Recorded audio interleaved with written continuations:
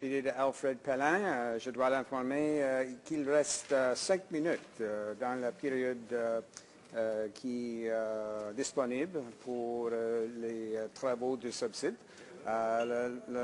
L'honorable député de Alfred Pelin. Merci beaucoup, Monsieur le Président, et ça va me faire plaisir de bien remplir ces 5 minutes qui nous restent pour parler du budget 2014 des conservateurs. Alors qu'aujourd'hui, il y a 300 000 chômeurs de plus qu'avant la récession, le gouvernement conservateur présente un budget qui fait du surplace. Pendant que des milliers de familles peinent à joindre les deux bouts, les conservateurs font de la petite politique en repoussant les annonces importantes à l'an prochain, année électorale, comme vous le savez, Monsieur le Président. Commençons par l'environnement. Les milieux humides sont d'une importance capitale pour plusieurs aspects de notre environnement, comme pour la filtration naturelle de l'eau, les habitats fauniques d'exception et une meilleure qualité de vie pour les citoyens. Au fédéral, nous avons notre part de responsabilité à jouer quant à la conservation de nos milieux humides. Malheureusement, le budget fédéral 2014 n'apporte aucune mesure pour la protection des milieux humides. L'organisme Canards Illimité Canada décrit cette situation injustifiée et je cite « Les politiques et les gestes du gouvernement fédéral mis en œuvre par le biais des différents organismes fédéraux ont un impact important sur le paysage et l'environnement du Canada. Dans les plus récents budgets fédéraux, aucune nouvelle somme importante n'a été affectée aux activités de conservation. Il est consolant de voir à quel point les conservateurs accordent peu d'importance à notre environnement quand il n'y a aucune mention de ce sujet dans le budget 2014. C'est sans parler des changements climatiques, Monsieur le Président. Il est bien connu que ce gouvernement a un piètre bilan en la matière. Abandon du protocole de Kyoto et de la Convention sur la désertification de l'ONU, coupure du financement des régions des lacs expérimentaux du Canada et cadeaux fiscaux aux grandes pétrolières ne sont que quelques exemples qui mettent en valeur leur manque de leadership en adaptation au changement climatique. La Fédération canadienne des municipalités tire la sonnette d'alarme depuis un bon moment à ce sujet.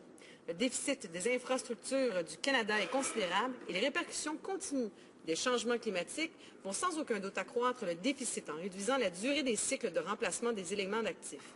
Les mesures d'adaptation au changement climatique pourraient permettre aux Canadiens d'économiser des milliards de dollars et avoir à ce que le Canada soit capable de relever un défi auquel nous serons bientôt confrontés toutes les collectivités de la planète. Regrettablement, à aucun moment il est question de changement climatique dans le budget des conservateurs. En ce qui a trait aux infrastructures, le 13 février dernier, les conservateurs ont finalement donné les détails du nouveau plan décennal de Fonds Chantier Canada, qui constituait une des plus importantes promesses du budget de 2013. Toutefois, les investissements prévus au cours de ces 5 premières années existantes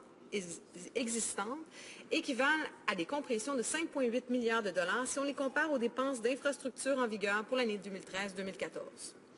Bien qu'ils aient fait plusieurs annonces concernant l'adoption du nouveau plan Chantier Canada depuis le dépôt du budget 2013, les conservateurs se sont révélés incapables de verser les fonds promis. Les municipalités craignent maintenant de devoir faire une croix sur la saison de construction de cet été et les retards encourus font perdre des milliers d'emplois à nos collectivités. Laval s'était fait promettre plus de 31 millions de dollars pour la construction d'un complexe multifonctionnel, culturel et sportif en 2009. Annonce faite en grande pompe par les conservateurs. Toutefois, le gouvernement s'est finalement retiré en douce du projet et la facture a été balancée dans la Cour de Québec et des municipalités.